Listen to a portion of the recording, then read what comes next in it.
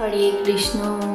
রথে চ বামনং দৃষ্টা পুনর্জন্ম না বিদ্যাতে, অর্থাৎ রথে অবস্থানরত শ্রী জগন্নাথ দেবকে দর্শন করলে আর পুনর্জন্ম হয় না। ব্রহ্মহত্যা, গোহত্যা, ভ্রূণ হত্যা, সুরাপান, বেদ নিন্দা এই সমস্ত মহাপাপও যদি কেউ করে থাকে, সেই মহাপাপী ব্যক্তিও যদি রথে শ্রী জগন্নাথ দেবের সহিত গমন করেন, তাহলে এই সমস্ত পাপ থেকে মুক্তি লাভ করে। প্রতি বছর আষাঢ় মাসের শুক্লপক্ষের দ্বিতীয়া তিথিতে উদযাপিত হয় রথযাত্রা মহোৎসব।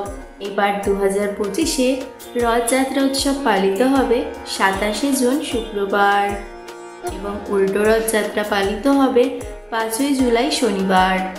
এবছর দ্বিতীয়া তিথি শুরু হচ্ছে 26শে জুন দুপুর 1:25 আর সমাপ্ত হচ্ছে 27শে জুন শুক্রবার সকাল 11:24।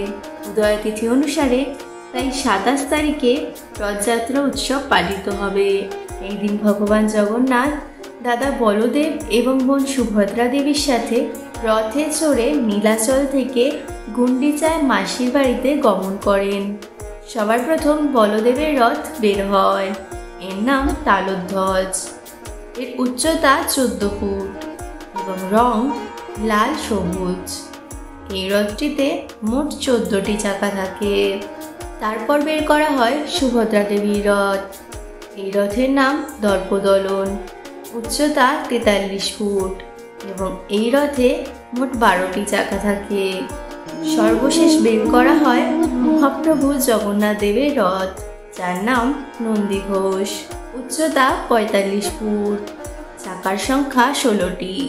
সাধারণত ভগবানকে দর্শন করবার জন্য আমরা মন্দিরে যাই, কিন্তু রথযাত্রায় স্বয়ং ভগবান জগন্নাথ সকলকে দর্শন দেওয়ার জন্য বাইরে বের হন।